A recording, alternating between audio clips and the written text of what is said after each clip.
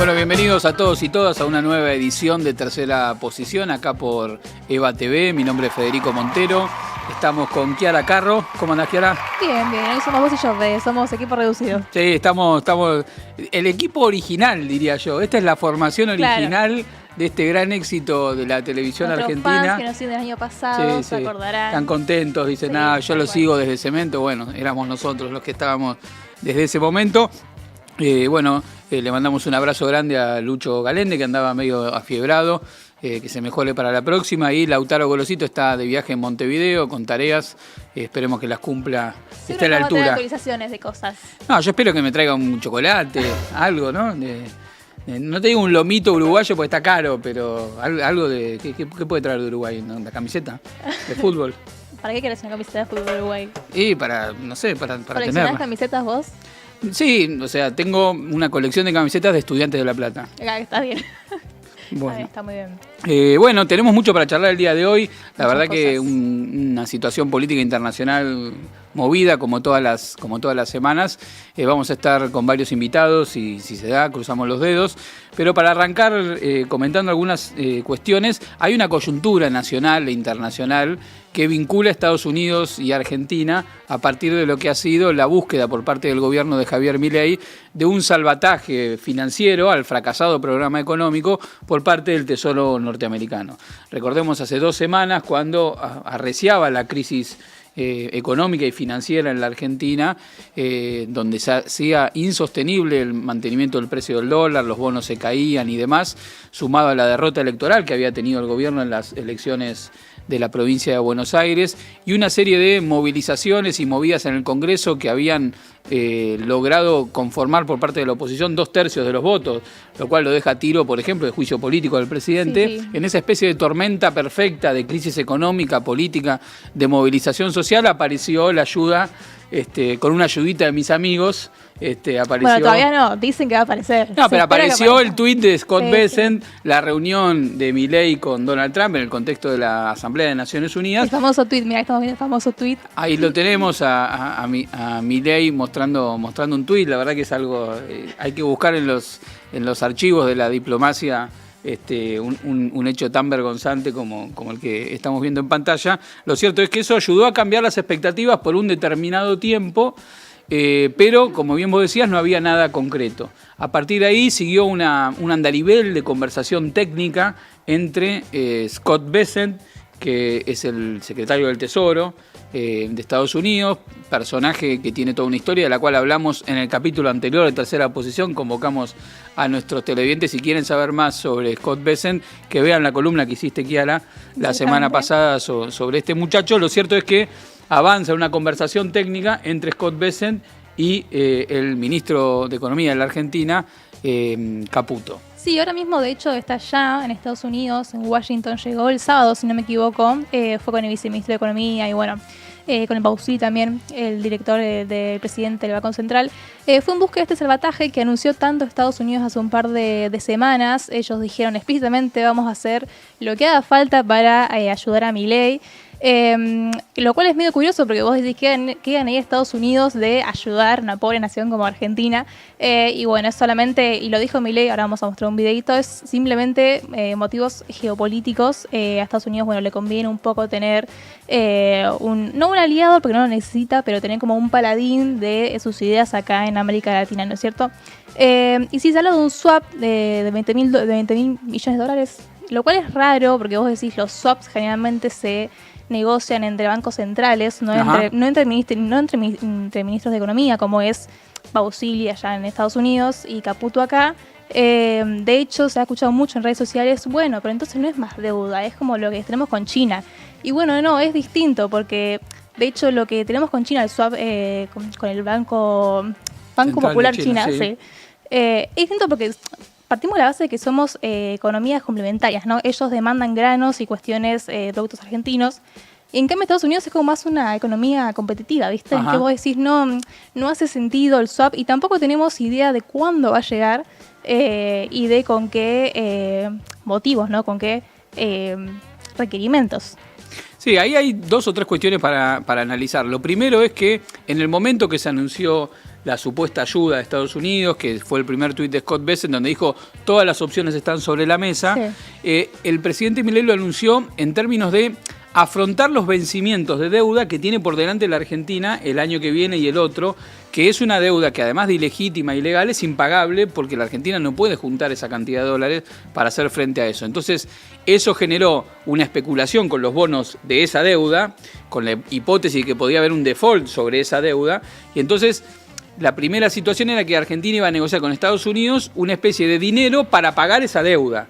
Mientras tanto estaba pendiente qué pasaba en el día a día. Para eso se generó la baja de retenciones que permitió al gobierno recaudar 7.000 millones de dólares, obviamente dejando de recaudar una parte muy importante de impuestos, que fue un negocio para poca gente, y de esa manera el gobierno zafó.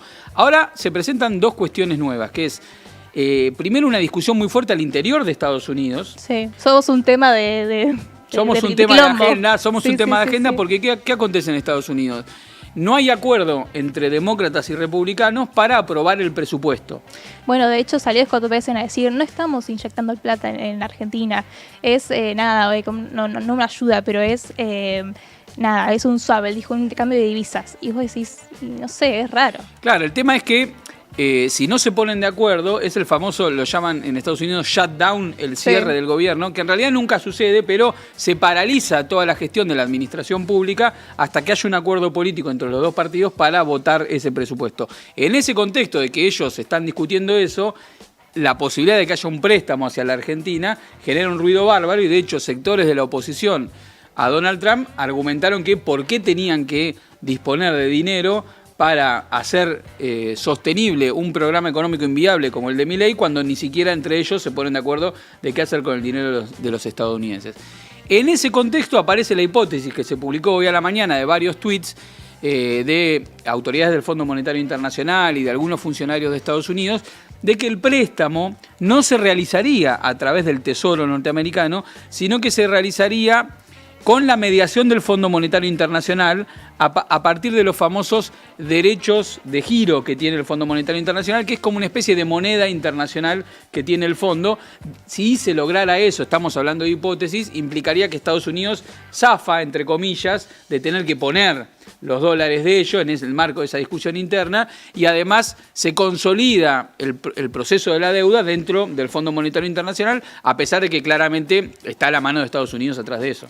Sí, totalmente. Y bueno, y ahora está todo en verse porque apenas fue el anuncio hace un par de semanas, el anuncio de que capaz llegaría un swap con Estados Unidos. Hay que decirlo que el mercado reaccionó bien, el riesgo país bajó, pero ya cuando empezaron a hacer más especulaciones que hechos, porque la plata todavía no llegó, se dice que si llega va a llegar después de las elecciones y que no sería de uso instantáneo ni de libre uso, y sería solamente para calmar ciertas volatilidades en el mercado, y se fue ya toda esa calma que habrá durado 3 días con el tema de la baja de las retenciones y todo eso, ya un poco estamos enclomados otra vez, ya un poco que volvimos para atrás y bueno, está Caputo en Estados Unidos justamente ahora, esperando yo creo conseguir la plata y en estos días conseguir la resolución de esto, si vamos a enterarnos cuánta plata es, con qué cuestiones nos van a pedir, se nos van a pedir que capaz nos alejemos más de China, se habló de una base militar en no sé dónde, o sea, hay muchas cosas que están por verse todavía y una plata de la que se habla que todavía no tenemos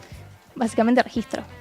Y esa es solo una de las dimensiones del problema, que el problema económico es un problema político, pero el gobierno tiene sus propios problemas políticos que no están derivados del tema económico, y en las últimas horas se dio a conocer la renuncia a la candidatura de José Luis Espert, primer candidato a diputado nacional en la provincia de Buenos Aires, que va a ser uno de los distritos donde más se va a mirar el desempeño electoral del gobierno. Y esto tiene un vínculo con la parte económica, porque lo que miran los inversores extranjeros es cuál es la viabilidad política de este programa económico, cuál es la capacidad que tiene el gobierno para mantener la gobernabilidad en el marco del desarrollo de este plan económico. Y si se lo ve débil al gobierno, se tiene malos resultados en las elecciones y no se puede sostener, eso conspira contra la viabilidad política del programa económico, que es un poco lo que viene, la rueda de auxilio que le viene a prestar Donald Trump. Así que a la expectativa de qué pueda acontecer en las próximas horas, podría lograrse o no un acuerdo entre Scott Bessent y Caputo. En paralelo, el gobierno va a hacer una especie de relanzamiento de la campaña en estas horas en el Movistar Arena. Veremos si logra cambiar el clima de opinión en lo político y en lo económico de cara a unas elecciones que están a la vuelta de la esquina, 15 días. Yo escuché que se va a cantar unos temas el presidente hoy en el Movistar. Sí, bueno, veremos. Vamos a tener un show. Sí, qué tipo de canciones entona en el día de hoy y haremos un balance en la próxima. Me parece bien. Otro tema que para conversar, que me parece interesante de que estuvo aconteciendo en esta semana, es una discusión que se dio en el Congreso de Brasil respecto de la matriz impositiva. Hubo un proyecto que tuvo media sanción en la Cámara de Diputados que tiene que ver con redistribuir la carga de los impuestos entre la población brasileña. Básicamente el proyecto se trata de reducirle la carga impositiva a los sectores populares y a los sectores medios a través de reducir lo que en Argentina se conoce como la alícuota del impuesto a las ganancias, que en Brasil es el impuesto a la renta, reducirle a unos 10 millones de brasileños la carga de peso que tienen en el pago de esos impuestos sobre sus salarios y compensar las cuentas públicas mediante el aumento de los impuestos a los sectores de mayor poder adquisitivo. Hay que decir que la alícuota de ese impuesto a la renta en Brasil, que es el impuesto a las ganancias, tal como se lo conoce en la Argentina, se va actualizando periódicamente, pero llevaba muchos años sin actualizarse. La última vez que se había actualizado había sido en el 2014 con el gobierno de Dilma Rousseff. Luego Dilma Rousseff fue destituida de manera ilegal, asumió Michel Temer el interinato, luego ganó Bolsonaro las elecciones, luego ganó Lula y recién en 2023 Lula hizo una pequeña corrección a eso. Llevaban 7 años los trabajadores brasileños ingresando en el pago de este impuesto a las ganancias y los súper ricos en Brasil habían sido exentos de pagar impuestos, tal en la misma política que, por ejemplo, tiene Milei en la Argentina, donde ha disminuido el impuesto, por ejemplo, a los bienes personales y un conjunto de exenciones impositivas a las grandes empresas. Esta misma política de concentración del ingreso es la que llevó adelante Bolsonaro, y eso se había transformado, por un lado, en una especie de promesa de campaña que tenía Lula al recuperar el gobierno, en esta alianza que hizo Lula con sectores del centro político, incluso de la centro derecha, que lo habían enfrentado, corporizada esta alianza en Geraldo Alckmin, quien es actualmente el vicepresidente de Brasil, un histórico adversario de Lula en las elecciones. Hicieron un frente común para derrotar a Bolsonaro, y una parte importante del programa de gobierno, además de asistir a los sectores populares más necesitados, cosa que está haciendo Lula, era también asistir a la clase media, que es la gran disputa política hoy en Brasil y podemos decir en toda la región, no solamente los sectores populares, sino la clase media que vive en los grandes centros urbanos, cómo hacen los movimientos populares para ponérsela de su lado, a pesar de que todos los medios de comunicación y que la cultura en general de ese sector de la clase media tiende a estar enfrentado con ellos. Bueno, una forma de resolver lo que encuentra en Brasil Lula es ir cambiando esta matriz distributiva. La semana pasada, como decía, se logró una votación en la Cámara de Diputados que permitió al Ejecutivo de Brasil revertir esto, sumarle a los que había retirado Brasil Lula en el 2023, los que se logró en este año, son 16 millones de personas que dejan de pagar impuestos a los ingresos y se compensa con impuestos a los sectores más concentrados de la economía. Así que podemos hablar de una especie de redistribución de la riqueza desde el Estado en función de la matriz impositiva. Es una discusión que me da mucha envidia porque estamos tan lejos de ese panorama político que es muy triste, pero yo lo quería poner más o menos en números porque estaba viendo algo así de que a día de hoy, que todavía no salió la ley, no se había aprobada, falta que pase por el Senado, los brasileños que cobran creo que algo de 5.000 reales pagan impuesto a la ganancia, que son $940 más o menos, 950. O sea, estamos hablando de una ley muy necesaria, o sea, una reforma tributaria muy necesaria, también con una fuerte carga simbólica, ¿no es cierto? Es como una deuda, no sé si histórica, pero es una deuda muy fuerte que tiene el gobierno de Brasil con los sectores medios. Así es. Y este es solo el primer paso, porque se espera que en los próximos días se profundice la matriz de cargar impuestos sobre los sectores más concentrados de la economía. Se habla de que se incluiría a los bancos, a las empresas de apuestas, online que tan populares son, una fuerte carga impositiva sobre eso, y sobre los multimillonarios, las grandes fortunas de Brasil, que estarían alcanzados por una nueva adenda, una especie de DNU, como lo dicen, como se llama en Brasil, que saldría en los próximos días, consolidando entonces un cambio en la matriz distributiva que no solamente le aporta más justicia a la hora de recaudar, sino que todos esos impuestos que deja de cobrarle el Estado a los sectores medios se vuelcan directamente al consumo, haciendo girar la rueda de la economía y profundizando la matriz de crecimiento de Brasil. Todo esto en una semana donde Bolsonaro sigue preso, no logró, a pesar de que hubo marchas, no logró revertir la situación, y pareciera ser que entre la movida económica y la movida política, tengamos en cuenta que Lula salió muy bien parado de la amenaza de los aranceles que le hizo Donald Trump. Pareciera ser que el gobierno de Lula, después de estar cascoteado varios meses, logra recobrar la iniciativa política en una perspectiva que tiene por delante la figura de Lula como principal candidato a la reelección en las próximas elecciones, y una derecha brasileña que no va a contar con Bolsonaro si se mantienen las cosas como están, porque está inhabilitado de poder participar y con dificultades de construir una figura que pueda representar a la totalidad del bolsonarismo. Es decir, vuelve la iniciativa política del PT, marcando que se pueden hacer cosas, se pueden cambiar la situación si se toman las decisiones correctas y se logran las mayorías necesarias. ¿Tenemos fecha para la votación en Senado o todavía no? La votación en el Senado probablemente sea esta semana, lo mismo que ese DNU que profundizaría las medidas impositivas sobre los sectores concentrados de la economía. Bueno, le mandamos un beso a los brasileños, ojalá que se les dé y ojalá tengamos novedades para la próxima semana y comentarlas por acá. Así es.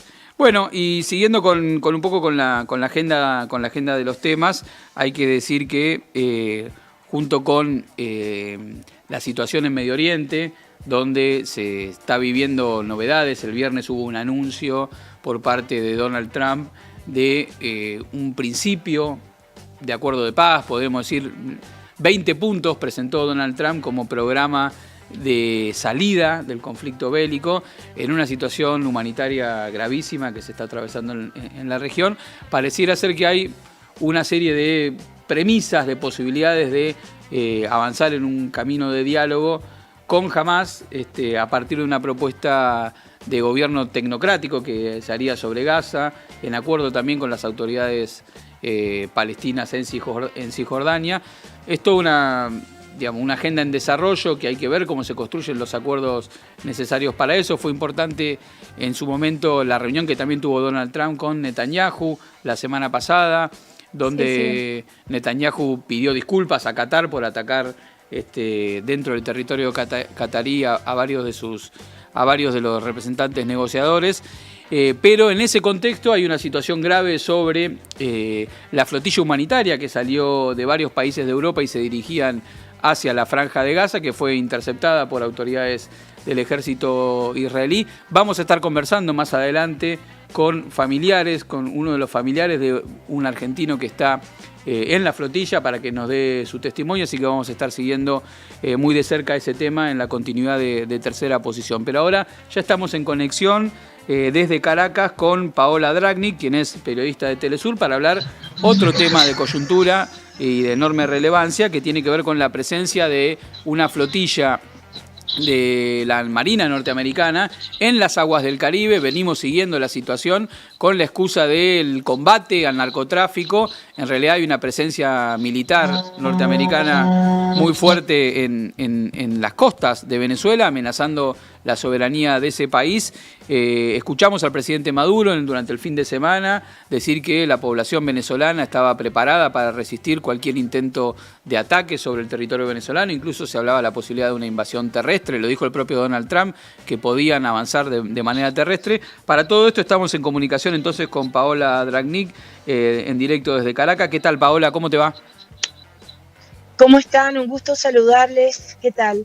Estoy... Bueno, ven a mis espaldas. Quiero primero contarles dónde estoy. Esta es la Universidad Central de Venezuela, un patrimonio de la humanidad, la casa que vence las sombras, como dice el lema de esta universidad, que ha formado a miles de profesionales venezolanos. Y la verdad es que estoy en este lugar porque es parte de lo que se vive en el ambiente en Venezuela hoy. Si bien la amenaza está ahí en las costas, sobre el aire, en los medios de comunicación, en las redes, lo cierto es que Venezuela hoy día enfrenta con mucha esperanza y con mucho ánimo lo que va a ser la canonización del doctor José Gregorio Hernández el próximo 19 de octubre. Entonces es un escenario el que estamos viviendo muy contrapunto, ¿viste? Tenemos por un lado esta amenaza de invasión, esta agresión que ha sido también permanente, solo ha ido cambiando los métodos, pero por otro lado, el pueblo de Venezuela tan pendiente de esta canonización que es un reconocimiento además al fervor popular. Entonces, primero quería poner ese contexto. Estamos en una situación compleja, pero también el venezolano tiene esa característica tan importante a nivel cultural.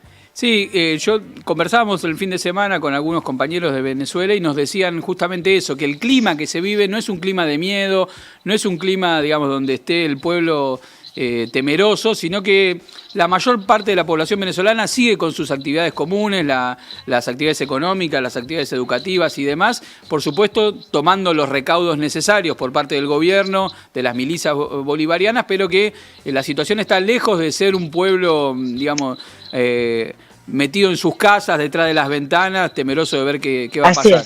Es así, digamos, el clima que se vive. Tal cual, porque además, a ver, es muy bien lo que tú dices, ¿cierto? Hay una preparación, hay una tensión, hay una alerta, pero no es una alerta neurótica.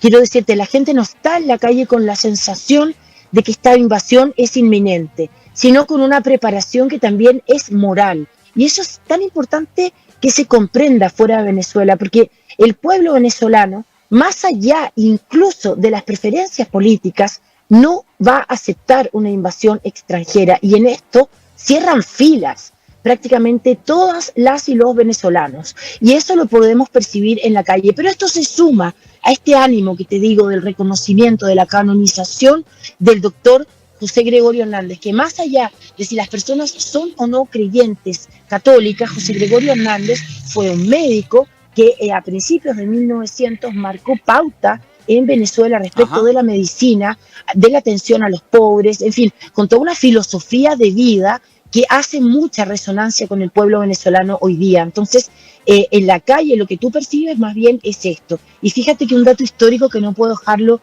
fuera es que José Gregorio Hernández, este médico, llamado el médico de los pobres, en 1902, se va a alistar como miliciano cuando las tropas navales de en ese entonces Inglaterra y Alemania acechaban las costas de Venezuela para venir a exigir cobros en dinero por distintas tratativas comerciales. Y en ese entonces el pueblo venezolano en 1902 fue a alistarse a las milicias y entre ellos uno de los primeros fue José Gregorio Hernández, un médico, el médico de los pobres, que va a ser canonizado como santo. Entonces tú comprenderás lo que se vive también a nivel de fervor popular hoy día.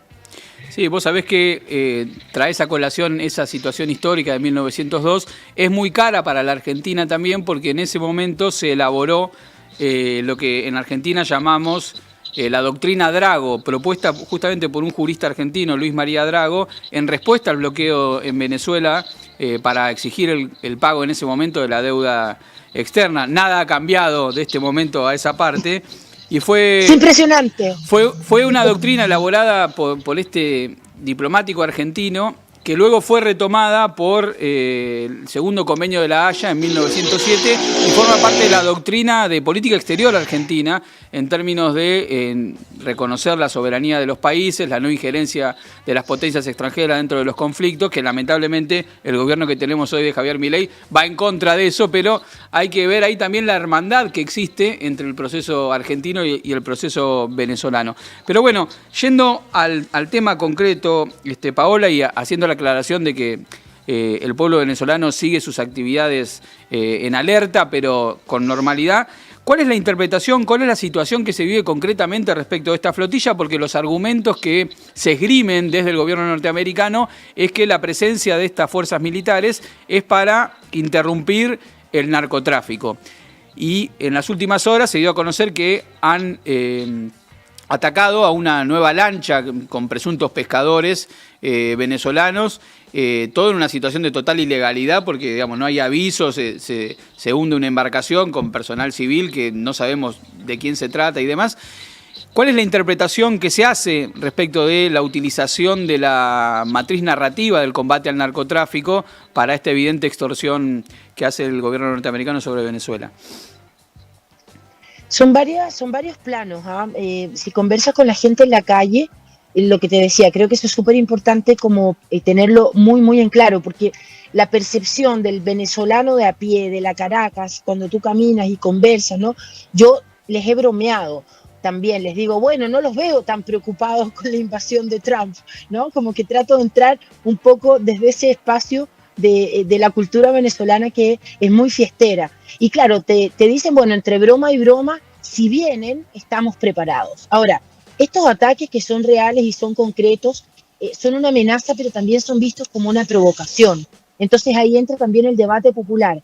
¿Cómo nos defendemos de estas agresiones a nuestros pescadores, a estas lanchas, donde tampoco hay mucha, como tú bien decías, ¿cierto? No hay ningún tipo de respeto a lo que se entiende como las soberanías marítimas, ¿no? Y ahí está claro el debate, porque ¿cuánto de esto es una provocación para que exista una respuesta por parte de Venezuela y de esta manera justificar entonces una invasión, justificarla, entendamos entre comillas? Esa pregunta está abierta, ese debate está abierto, pero quiero insistir en aquello, no es algo que esté hoy día instalado con nerviosismo en el pueblo venezolano. No te lo podría hablar desde un lugar como de experta en geopolítica, solo te puedo hablar y te puedo percibir, tratar de transmitirles lo que uno percibe. Porque yo me pregunto, ¿algún otro país, o pienso, viste, Chile, donde yo vivo ahora, si tuviéramos las flotas de Estados Unidos amenazando, atacando lanchas de pescadores, ¿cuál sería la respuesta de Chile, ¿no?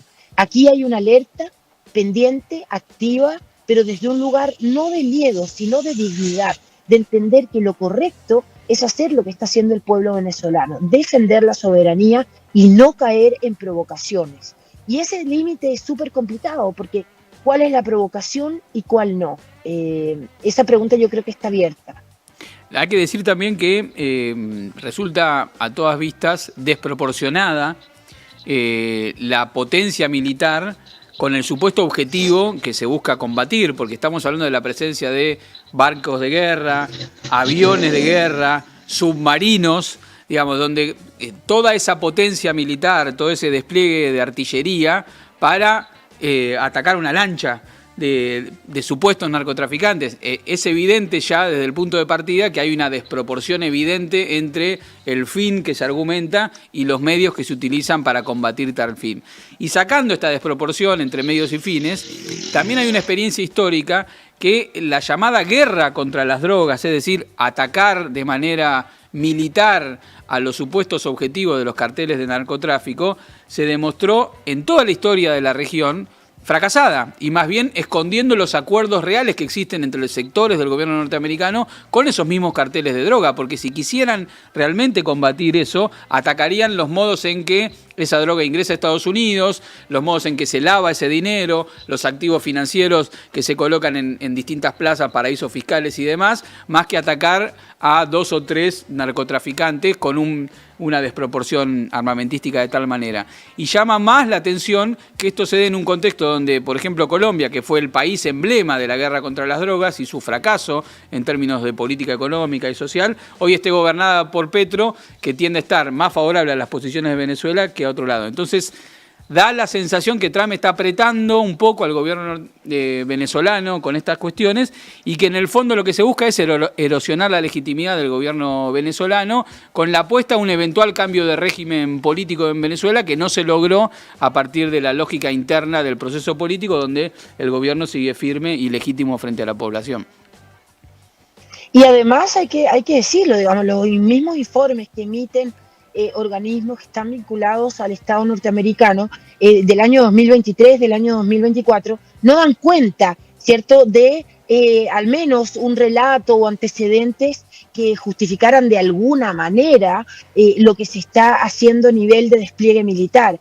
Conversaba con un militar hace unos días y me decía que se calculaba que eran cerca de $10 millones diarios lo que se está gastando el Estado norteamericano en tener esta flotilla y este despliegue muy cerca de las costas venezolanas. Entonces, cuando uno va desplegando todos los antecedentes, los últimos informes de la DEA del año 2022, 2023, no hay antecedentes que justifiquen esto. Por tanto, pareciera que justamente a lo que se va es a esta provocación, a esta deslegitimación, más bien pareciera una puesta en escena, ¿cierto?, política que responde a otras cuestiones y que ciertamente los analistas en Venezuela están muy pendientes de aquello, pero que van justamente en la línea que tú dices. Y probablemente también, fíjate, y esto ya lo digo totalmente a tono personal, pero quizás también tenían la intención de generar el terror en la población, ¿viste? Hacer terror de Estado en otro Estado. Pero yo estoy aquí y te puedo garantizar que al menos el terror no les resultó. Los venezolanos y las venezolanas se están preparando para los festejos navideños, que es probablemente la fecha más importante en el país, y además la canonización de la monja Carmen Rendiles y de José Gregorio Hernández está acaparando la atención de las y los venezolanos. Entonces, si la intención principal era generar terror en la población, generar que la gente se atemorizara, se paralizara, volviera a culpar al gobierno por este asedio internacional, esto no ha resultado. El pueblo está preparado. Se ha visto a nivel internacional, cierto, la preparación de las milicias, pero también cómo el ejército ha cerrado filas en torno a la dirección que está dando el gobierno para enfrentar estas provocaciones en aguas internacionales, pero muy, muy, muy cerquita. Y ciertamente los ataques a las lanchas que tú has dicho son vistos desde un lugar de muchísimo dolor. El pueblo venezolano es muy solidario con su mismo pueblo. Entonces ese tipo de agresiones efectivamente generan un dolor, pero no es un dolor para infundir terror, es un dolor que hace que la gente se sienta incluso más digna y con más fuerza para poder enfrentar algún tipo de agresión más directa. Paola, yo sobre eso te quería hacer una consulta porque ya son varias semanas que está tensionando el gobierno de Estados Unidos allí en las costas de Venezuela, y vos hablaste un poco de cómo está el clima social, ¿no es cierto? Pero cómo está preparando, justo vos lo comentabas recién, la política, la milicia. Se organizaron bastante rápido, tengo entendido, y respondieron bastante rápido a estas agresiones, pero nos puedes hacer una radiografía de ese sector, de la política y del capaz el sector más armamentístico, cómo se organizaron. Sí, bueno, es permanente. De hecho, este fin de semana hubo una actividad que fue abierta un poco a la prensa porque se trataba ya no de milicias ciudadanas, sino de militares preparados para este tipo de enfrentamientos, pero no es que sean episodios, esto es de forma permanente. Hay una preparación que se viene dando desde hace muchos años, desde que el comandante Chávez comienza allá con la revolución bolivariana. Es decir, estamos frente a un pueblo que ha decidido, sí, siento unos ruidos. No, te escuchamos perfecto, continúa. Ok. Ese no es una preparación de ahora. Yo, sin ser experta en asuntos militares, puedo decirte que el pueblo venezolano, cuando se logra esta unión cívico-militar que plantea el comandante Chávez cuando entonces comienza la revolución bolivariana, es algo que se ha ido trabajando y se ha ido extendiendo hasta el día de hoy. Entonces, un eventual ataque directo de Norteamérica a Venezuela no se va a encontrar con un ejército que recién se está preparando a partir, ¿cierto?, de estas amenazas de agresión. Es un ejército que lleva no solo las décadas de revolución bolivariana, hay que decirlo porque hay que volver a Simón Bolívar cuantas veces sea necesario. El ejército venezolano es un ejército que no es de clase, como por ejemplo el ejército chileno. El ejército bolivariano tiene la doctrina bolivariana, es un ejército para el pueblo, y esta doctrina, ¿cierto?, se ha venido inculcando en los militares venezolanos incluso desde antes de la revolución bolivariana. Por tanto, hay una mística, hay una moral en los uniformados venezolanos que se percibe cuando tú conversas con ellos permanentemente en la calle, y puedes hacerlo, que eso es otra cosa. Yo vivo en Chile, yo soy la corresponsal de Telesur en Chile, y para nosotros el ejército hasta el día de hoy infunde el temor de Augusto Pinochet. Aquí en Venezuela el ejército, de una manera u otra, representa y encarna los principios bolivarianos, y eso tú lo percibes. Por tanto, no es que se trate de un ejército que se ha preparado o ha agudizado su preparación a partir de las amenazas concretas del gobierno de Trump, sino que es un ejército que viene preparado desde esta doctrina bolivariana y que fue desarrollada por el comandante Chávez y que se ha extendido en esta unión cívico-militar. Hay que destacar esto que dice Paola sobre la cuestión del ejército, las Fuerzas Armadas en general en Venezuela, recordando que en Venezuela no existió la experiencia del terrorismo de Estado llevado adelante por las Fuerzas Armadas, como sí existió en el Cono Sur, en Chile, en Argentina, en Uruguay, en Brasil. Eso no sucedió y de hecho el grupo de Chávez, siendo Chávez un oficial, se constituye políticamente a partir de negarse a participar en la represión de las protestas populares llamadas Caracazo en 1989, y de allí en adelante se constituye como espacio político la generación de, en ese momento, coroneles de las Fuerzas Armadas venezolanas, todo un proceso político que llevó al intento de revolución en 1992, el encarcelamiento de Chávez, luego la búsqueda de la vía democrática. En todo ese proceso no hay una experiencia asimilable a la que existe en los países del Cono Sur, a que las Fuerzas Armadas sean vistas como enemigos de su propio pueblo,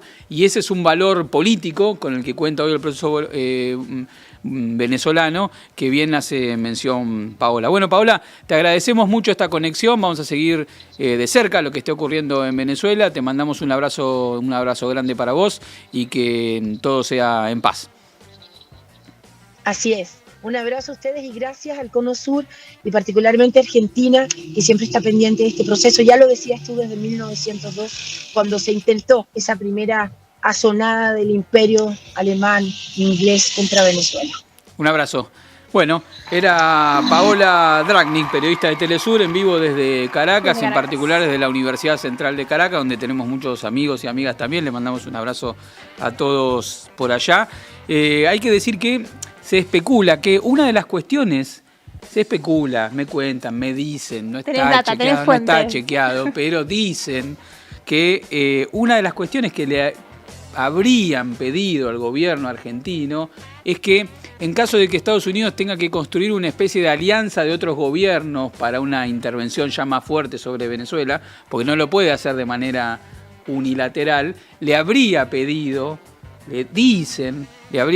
al gobierno argentino, a cambio de este préstamo, que apoye una eventual profundización de la intervención norteamericana sobre Venezuela, buscando construir una especie de alianza de gobiernos alineados con Estados Unidos para legitimar eso. Se habla que le habrían pedido lo mismo a Ecuador y a El Salvador. Vamos a ver qué ocurre. Recordemos que en la versión Trump 1.0 se intentó un proceso de desestabilización del gobierno venezolano a través de la constitución del llamado Grupo de Lima. En ese momento no estaba Milei, estaba Macri, y había varios gobiernos de derecha en la región que constituyeron un grupo ad hoc para legitimar la intervención sobre Venezuela. Eso no logró tener éxito, el grupo de Lima se desarmó, varios de los gobiernos de la región cambiaron. Ahora pareciera ser que se intenta reconstruir esa especie de alianza regional para sustentar la política de intervención norteamericana sobre Venezuela. Veremos qué ocurre, vamos a seguir el tema con mucha atención. Sí, ya estamos en un punto de que ya no hay nada por entregar, ¿viste? Todo lo que nos pidan estamos básicamente dispuestos a entregar por este préstamo, lo cual es un papelón porque justo ya hablamos con la productora, ya son 20 años del no al ALCA y estamos en un giro 180 en nuestra historia política que no se puede creer realmente cómo estamos en un nivel de entreguismo y de sumisión de Estados Unidos insólito.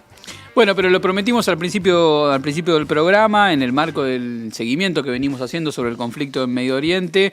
Hay que decir que hubo, lo mencionamos, un ataque a las flotillas que se dirigían a Gaza, donde hay 3 argentinos que fueron detenidos ilegalmente, están en una cárcel de seguridad que es Diot, en medio del desierto de Negev, entre Gaza y Egipto.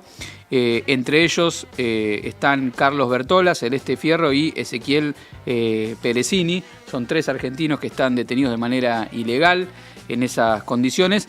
Y tenemos la suerte de poder contar en el piso como invitado a Felipe Bertola, quien es el hijo de Carlos Cascote Bertola, uno de los argentinos secuestrados en Israel. Bienvenido, Felipe, te pedimos que pases, hagas ingreso acá a los estudios. Bienvenido a Eva TV. Un aplauso para Felipe, bienvenido.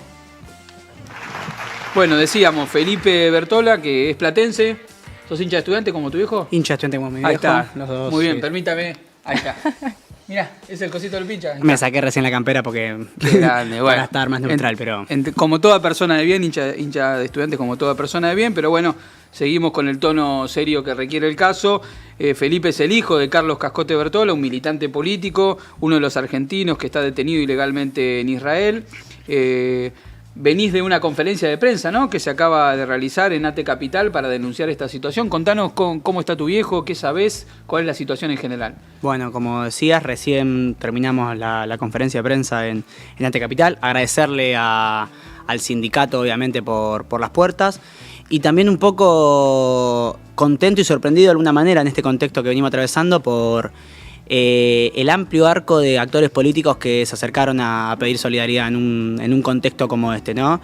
Eso me parece que es importante mencionarlo, tanto con Madres de Plaza de Mayo sentadas en la conferencia, como con Horacio Pietragala, Leo Fossati, representantes de Madre Abuela, el organismo de derechos humanos, al igual de un gran arco político verdaderamente muy variado que me parece que es importante, no solamente para pedir solidaridad por mi viejo, por Celeste y por Ezequiel, que se encuentran detenidos todavía, sino también de alguna manera para visibilizar el genocidio que se viene llevando adelante en Palestina.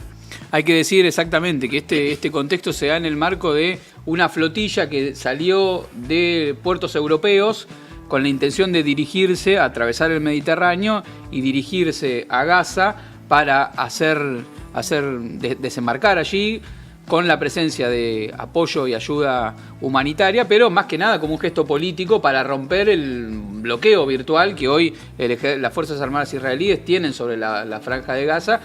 Bloqueo que es tanto terrestre como marítimo, porque está bloqueada la frontera sur de Gaza, es el límite con Egipto, por donde ingresan generalmente la ayuda humanitaria, pero también los puertos están bloqueados y de hecho la flotilla cuando estaba llegando, estaba ya en las aguas cercanas al territorio palestino, es abordada por las Fuerzas Armadas israelíes. Contanos un poco en detalle cómo fue la situación, qué es lo que sabés vos de cómo se dio esa situación.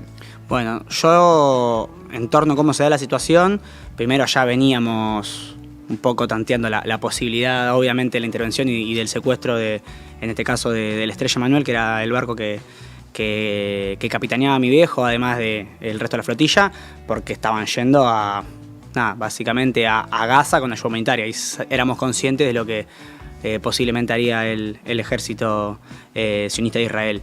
Dentro de eso, la última comunicación que tenemos con mi viejo es el miércoles 1 de octubre, a eso de las 6, 7 de la tarde, donde nos manda un audio diciendo que ya venían interviniendo algunos barcos, secuestrando algunos barcos, ya hace un par de horas con lanchas, buques de guerra israelíes hostigando. Ya días anteriores habían, por ejemplo, cuando cruzan de Barcelona a África, a Túnez, ahí ocurre el primer ataque, un dron de guerra israelí que nada tenía que hacer en Túnez, bombardea la flotilla, de hecho bombardea el barco de al lado del Estrella Manuel, así que ya bastante preocupados por eso. Después sufrieron otro ataque de 12 drones de guerra también cercano a Grecia, y esta era como ya obviamente iba adelantando lo que se venía. Bueno, como te decía, la última vez que tenemos contacto con él es el miércoles a las 6, 7 de la tarde, que manda un audio avisando y después una foto de él con su pasaporte, con un blister con pastillas anticoagulantes que él toma porque tiene sufrió una trombosis hace 2 años, y la remera de Estudiantes que hoy la venías mencionando. De ahí en adelante no tenemos ningún contacto directo más con mi viejo. Lo que nos empiezan a avisar es que se encontraría, como venías diciendo, en la cárcel al sur de Egipto, y lo que venimos laburando y pidiendo fuertemente, obviamente, es el proceso lo más rápido que se pueda de deportación, tanto de mi viejo como de Celeste y como de Ezequiel. Ya arrancó el proceso de deportación, gran cantidad de los países europeos ya los han deportado a distintos lugares, y lo que estamos pidiendo fuertemente es eso, que se apresure ese proceso, básicamente entendiendo la peligrosidad de que queden secuestrados por Israel. Y además viendo la situación de salud de mi viejo. Felipe, ¿cómo sigue el reclamo ahora? Digo, ustedes vienen de una conferencia en ATE, que fue hace un par de horas. ¿Cómo sigue ahora? Creo que mañana, si tengo bien entendido, hay una marcha, me parece, como con una marcha. ¿Cómo es ese panorama que se viene? Bueno, me parece que también es eso. No termina cuando los compañeros vuelven a Argentina, sino militando todos los días y poniendo el ojo en Gaza, que lo que ocurre es eso, un genocidio. Sí, mañana entiendo que está la marcha a partir de las 5 de la tarde, recién lo mencionaron en la conferencia. Y después me parece que es importante también traer alguna tradición de lucha de la historia de mi viejo para también comprender, además del genocidio, por qué llega la flotilla. Mi viejo es hijo desaparecido, arranca a militar en los años 90 en Hijos, ahí de hecho recupera su apodo, que es Cascote, que es como le decían mis abuelos. Milita contra el neoliberalismo en la Argentina, decidido a romper ese espejismo neoliberal que por tantos años no estuvo encima. Parió una nueva Argentina, obviamente, que después Néstor y Cristina pudieron conducir del 2003 al 2015. Y al día de hoy es un militante popular, es dirección nacional de la Corriente de Nuestra Patria, milita también en el Frente Popular Patria y Futuro, y hace aproximadamente unos 10, 15 años comienza a involucrarse en el mundo de la náutica, para después también discutir la náutica con una perspectiva popular, que me parece que es interesante. Son muchísimos los compañeros que mi viejo le ha enseñado a navegar, hasta alejándose un poco de la formalidad, del lenguaje que tiene la náutica, que es más bien bastante gorila. Sí, cheto, ¿no? Muchísimo. Sí. De hecho, la primera vez que a mí me lleva a navegar, no tenía ni idea, era muy pibe. Lo que me dice es esto: la náutica está llena de chetos, la vamos a llenar de negro cabeza. No solamente por derecho al goce, sino también por una cuestión de ocupar estos espacios, porque lo que no ocupamos nosotros lo ocupa el enemigo. Y Argentina, además es un país bicontinental, claro, y es un país que está... Tiene un litoral marino de miles de kilómetros. De miles de kilómetros que termina en la Antártida. Malos ríos internos. Malos ríos internos, mal Paraná. Sí. Bueno, estas cosas las voy conociendo yo por la charla cotidiana con mi viejo, que termina siendo un poco de formación propia. Y porque también un poco, hablando de esto, ¿no?, del litoral marino, en nuestro litoral marino tenemos hoy al enemigo acá a un par de kilómetros de Tierra del Fuego, ¿no?, que son los ingleses en nuestras Islas Malvinas. Bueno, eso él lo tiene muy consciente. Y el planteo va por ahí: hasta que el pueblo argentino no ocupe esos lugares, va a ser muy difícil también recuperar nuestras islas. Y en esta cuestión de la náutica popular, desde el año 2012, 2013, formó parte de lo que fue la escuela popular, vinculado a la Fundación por el Agua FIPCA, de lo que fue la experiencia de la sanmartiniana. Y en el año 2016, una embarcación de escuela popular que había recorrido la Argentina con cientos de pibes de colegios, muchísimos militantes, termina por una circunstancia llegando a Malvinas, de alguna manera, a final del 2015, y los ingleses la secuestran. Para el año 2016, a partir de mucha diplomacia, obviamente, discusión de: che, vos estás secuestrando... Primero está en territorio argentino, claro, y estás secuestrando un barco argentino. O sea, un ejército colonial de ocupación secuestra un barco que navega por las aguas que son su soberanía. Exactamente, que no son suyas. Se termina generando esa discusión diplomática y se da el permiso para ir a buscar la embarcación. Bueno, mi viejo con una tripulación muy valiente viaja a Malvinas, está como un mes en Puerto Argentino, arregla el velero hasta donde se puede con el resto de la tripulación y vuelven a vela, porque no pueden arreglar el motor, navegando a continente, ¿no? De alguna manera, nunca sin salir de la Argentina, porque las islas son nuestras.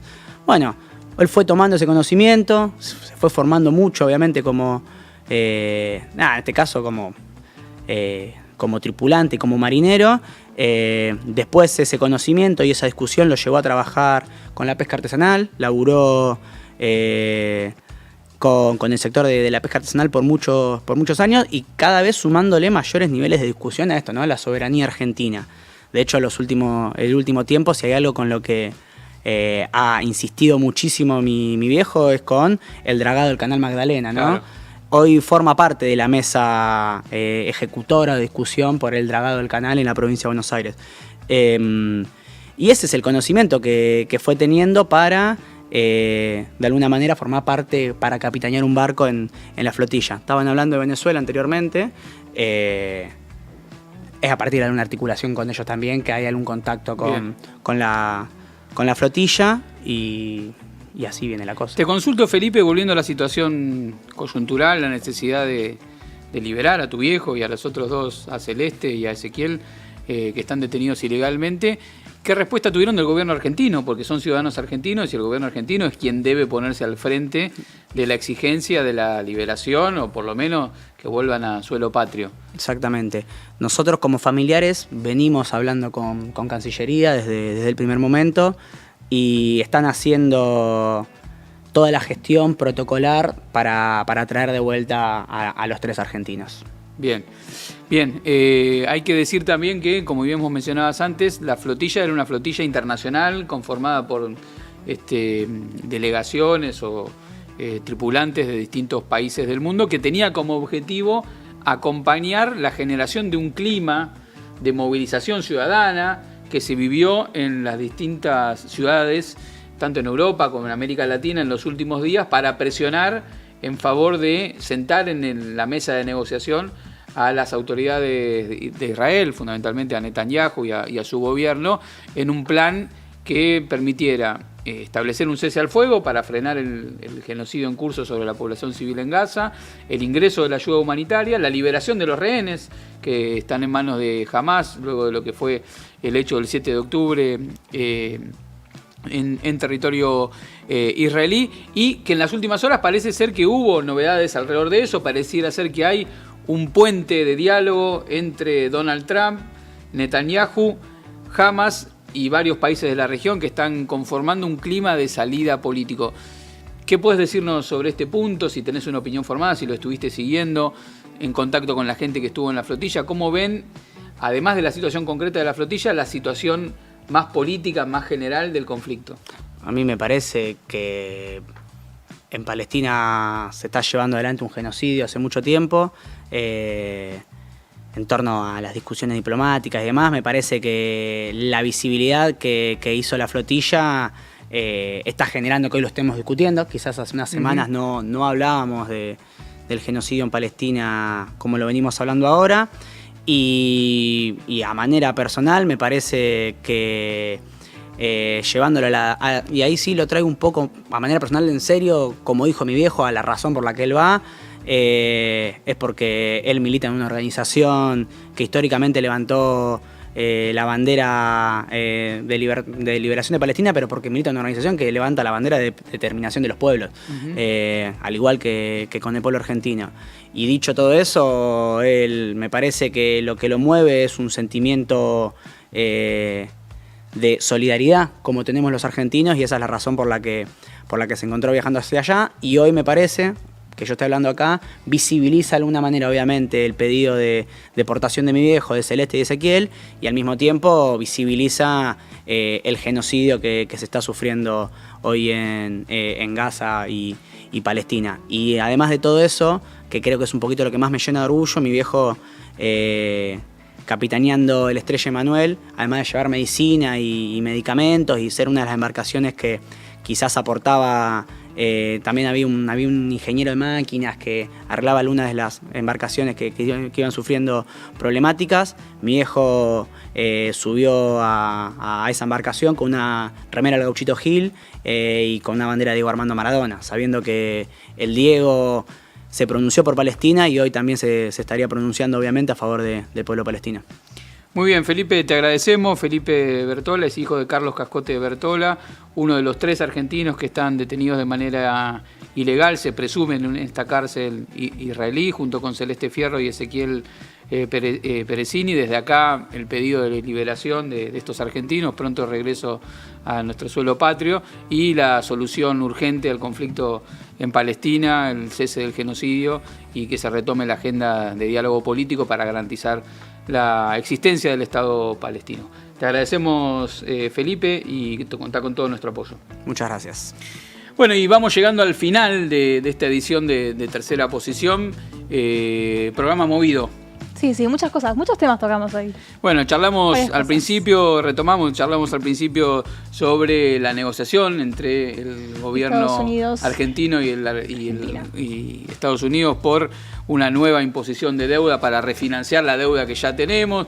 Luego conversamos sobre la reforma impositiva en Brasil, una comunicación en directo desde Venezuela para hablar de la presencia justamente de una flotilla, pero en este caso una flotilla militar que amenaza sobre Venezuela, y el testimonio de Felipe acá en piso sobre la situación de los argentinos detenidos en Israel.